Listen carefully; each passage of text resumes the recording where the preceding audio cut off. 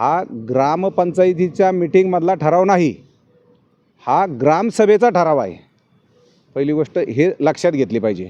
ग्रामसभेमध्ये नागरिकांनी मांडलेल्या ज्या सूचना असतात त्याच्यावर चर्चा केली जाते, त्याच्यावर विचारविनिमय केला जातो आणि त्यानुसार हात वर करून मतदान घेतलं जातं आणि त्याप्रमाणे हा बहुमताने ठराव पास केलेला आहे।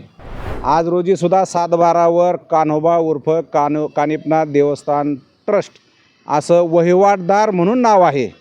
मग यांना कोणी दान दिल्या जागा? ग्रामसभेची मागणी करणारं जे आम्ही दौंडी म्हणतो आपण थोडक्यात, ते दिली जाते ते आमच्या गावाच्या मध्यभागी एक जवळजवळ 1000 फूट उंचीवर मंदिर आहे। त्या मंदिरावरून लाऊडस्पीकरवरून केली जाते।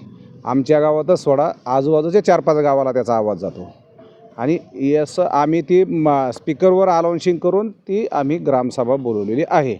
हा ग्रामपंचायतीच्या मीटिंगमधला ठराव नाही, हा ग्रामसभेचा ठराव आहे। पहिली गोष्ट हे लक्षात घेतली पाहिजे। आणि ग्रामसभेमध्ये नागरिकांनी मांडलेल्या ज्या सूचना असतात त्याच्यावर चर्चा केली जाते, त्याच्यावर विचारविनिमय केला जातो आणि त्यानुसार हात वर करून मतदान घेतलं जातं आणि त्याप्रमाणे हा बहुमताने ठराव पास केलेला आहे। ती जागासुद्धा आमची मुस्लिम समाजाची इनामी दिलेली आहे, त्यावरच आम्ही व्यवसाय करतो असं बोललं जातं। त्यांच्याकडे काही कागदपत्र असतील तर त्यांनी दाखवावेत। आज रोजी सुद्धा 7/12 कान्होबा उर्फ कानिपनाथ देवस्थान ट्रस्ट असं वहिवाटदार म्हणून नाव आहे।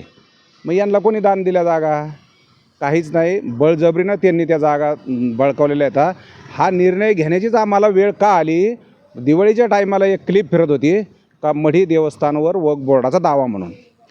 ह्या जमिनी आमच्याच आहेत, ही देवाची जमीनही आमचीच आहे, हा त्यांनी दावा केलेला आहे आणि म्हणून आम्हाला हा निर्णय घ्यावा लागला आहे। त्यांनीच आम्हाला प्रवृत्त केलं हा निर्णय घ्यायला, गावकऱ्यांना। त्यांची जागा नाही, ती कानिपनाथ देवस्थानची जागा आहे। कानिपनाथ देवस्थानच्या जवळजवळ महाराष्ट्रामध्ये 8000 एकर जागा आहे, पैकी पाथर्डी तालुक्यातच जवळजवळ 1000 एकर जमिनीवर त्यांचं अतिक्रमण आहे। वक्फ बोर्डाच्या माध्यमातून त्यांनी आपापल्या नावावर करून घेतलेल्या जागा आहेत। मढीमध्ये आजही 7/12 कान्होबा उर्फ कानिपनाथ देवाच्या नावाने निघतो, ही सत्य परिस्थिती आहे। आम्हाला जवळजवळ 10 ते 12 ग्रामपंचायतीनं पाठिंबा दिलेला आहे आणि सरपंच परिषदेचे अध्यक्ष दत्ताजी पाटील काकडे त्यांनी पाठिंबा दिलेला आहे। आत्ताच माझं मंत्री नामदार नितेशजी राणे साहेबाशी बोलणं झालेलं आहे।